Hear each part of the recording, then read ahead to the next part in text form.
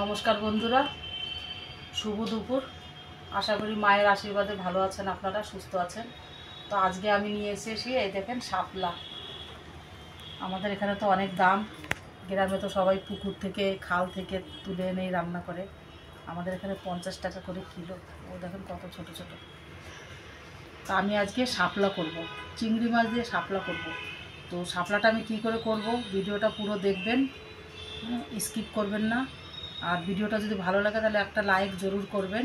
তা আসুন আমি একটা শাপলাটা বেছে নিই। আমি এই শাপলাটা বেছে না কেটে একটু নুন মাখিয়ে রেখে দেবো, তাহলে কী হবে জানেন তো, যে এই শাপলার থেকে অনেক জল বেরোয় রান্নার সময়, তো ওই জলটা বেরোবে না। আর জল বেরোলে পরে জানেন তো বন্ধুকে, ওই জলটা শুকোতে শুকোতে না শাপলাটা একদম ঘ্যাটা হয়ে যায়। তারপরে ভালো লাগে না খেতে। তো এই জন্য এটা আমি, আর এই যে ফুলগুলো আছে না, এই ফুলগুলো কিন্তু বন্ধুরা ফেলবো না। এই ফুল দিয়েও কিন্তু একটা রেসিপি তৈরি করব, আপনাদের দেখাবো, এটাও খাওয়া যায়। তো বন্ধুরা, আমি শাপলাটা কেটে আমি লবণ মাখিয়ে রেখেছি। আমি এখন শাপলাটা রান্না করব। আর এদিকে চিংড়ি মাছটা রয়েছে, এটাতে নুন হলুদ মেখে দেবো।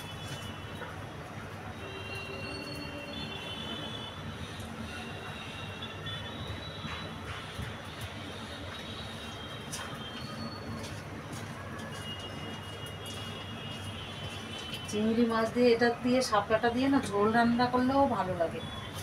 আর শাপলাটা আমি এইভাবে চিপে চেপে, দেখেন কত জল বেরোচ্ছে, এইভাবে চিপে চেপে জলটা বের করে নেব।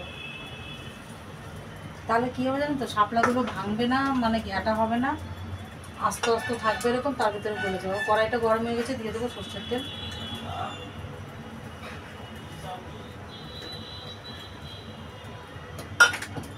আমি বন্ধুরা তেলটা একসঙ্গেই দিয়ে দিয়েছি। এটাতে চিংড়ি মাছ ভাজবো, এর ভিতরেই আমি শাপলাটা ঢেলে দেবো।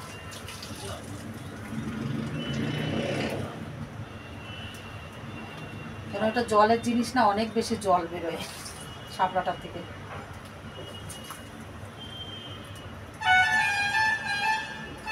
আমার তেলটা গরম হয়ে গেছে, চিংড়ি মাছটা ঢেলে দেবো।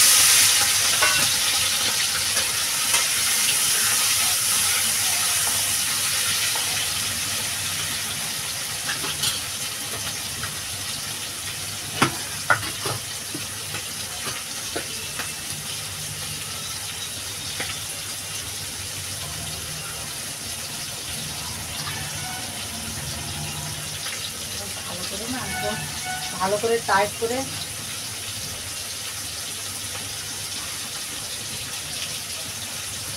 ভাজলে একদম অল্প একটু হয়ে যায় শাপলাটা। আমাদের তো লোক কম, যার জন্য এইটুকু শাপলাতে হয়ে গেলে, যাদের লোক দেখে তাদের এইটুকু হবে না, তাদের 1-1.5 কিলো শাপলা আছে।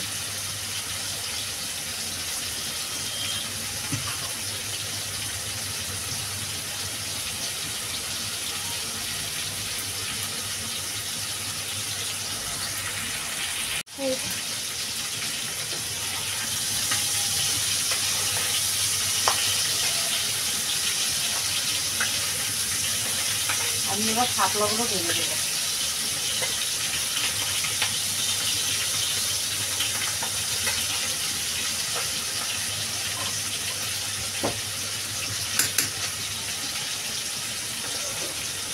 আমি শাপলাতে এই কাঁচা লঙ্কাগুলো চিড়ে দিয়ে দেবো। লঙ্কাগুলো আমি ধুয়ে নিয়েছি।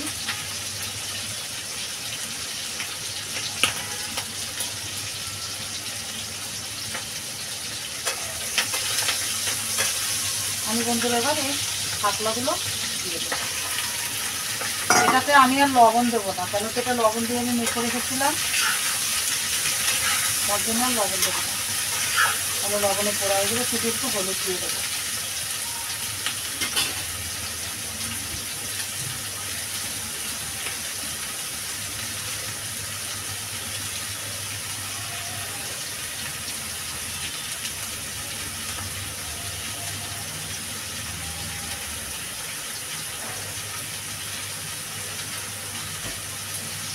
লঙ্কাটা দেওয়া হয়ে গেছে, আমি এবার একটু হলুদ দিয়ে দেবো, সামান্য হলুদ দিয়ে দেবো। বন্ধুরা এটাতে আমি আর পেঁয়াজ রসুন কিছু দেবো না। আপনারা চাইলে পেঁয়াজ দিয়েও ভাজা করে খেতে পারেন, পেঁয়াজ দিয়েও ভাজা করলে ভালো লাগে। আমি যেহেতু চিংড়ি মাছ দিয়েছি ওই জন্য পেঁয়াজ রসুনটা দেবো না।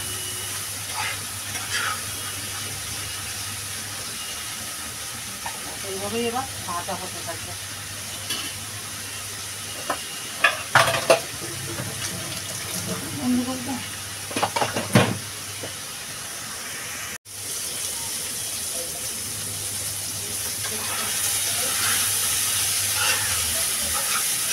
এই দেখেন বন্ধুরা আমার ভাজাটা, এই দেখেন একটাও শাপলা লবণ মাখিয়ে রাখলে কি হয়, এই একটাও আপনার ঘেটা ঘেটা হবে না, শাপলা এরকম আস্তেই থাকবে, অথচ তার ভিতরে গলেও যাবে, ভাজাটাও বেশ সুন্দর হয়ে যাবে। আর লবণ দিয়ে না মাখলে না, যদি এমনিই বসিয়ে দেন তাহলে এর থেকে এত জল বেরোয় না, জল বেরোয় পুরো শাপলার ভর্তা বনে যায়।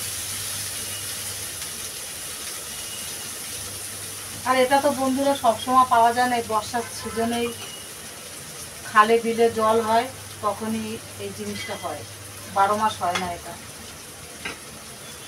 তো আপনারা এরকম বানিয়ে খাবেন। আর এই শাপলা দিয়ে ঝোলটাও একটু রসুন ফোড়ন দিয়ে ঝোলও খুব টেস্টি হয়, খুব ভালো লাগে। অন্য কোনো দিন আবার ঝোল রান্নাটা আপনাদের দেখাবো।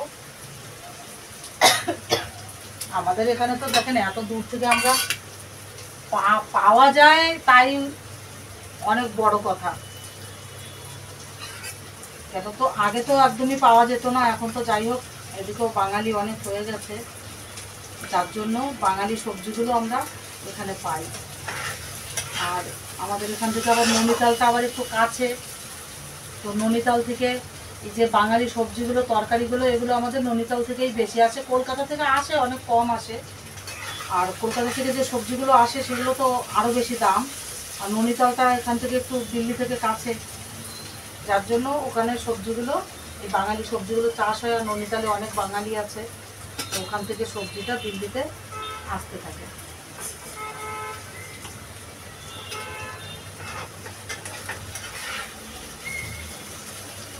এটা আমি ভালো করে রসটা টানাবো, ভালো করে রসটা টেনে গেলে প্রায় হয়ে গেছে।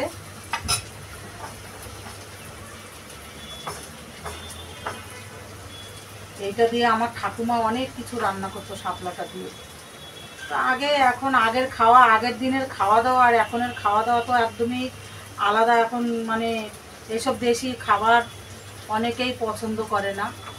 যারা আগের পুরনো লোক রয়েছে, যারা মা ঠাকুমার কাছ থেকে খেয়ে অভ্যাস, তারাই এইসব খাবারগুলো। কিন্তু এই যে দেশি খাবার, এই দেশি খাবারের স্বাদের উপরে আর কোনো খাবারের স্বাদ হয় না।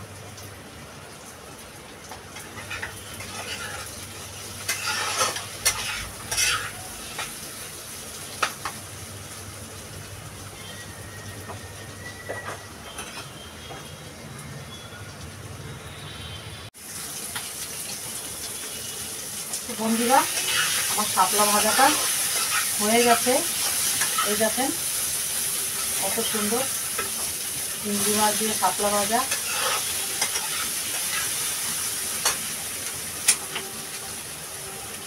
আমি ভাজাটা নামিয়ে নেব।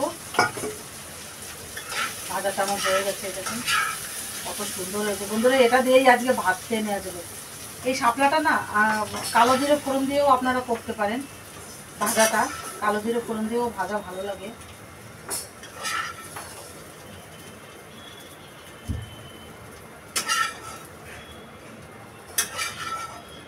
এটা আমরা তো শাপলা বলি, অনেকে নাল বলে, এক এক দেশের বন্ধুরা এক এক রকম ভাষা, এক এক নামে জানে।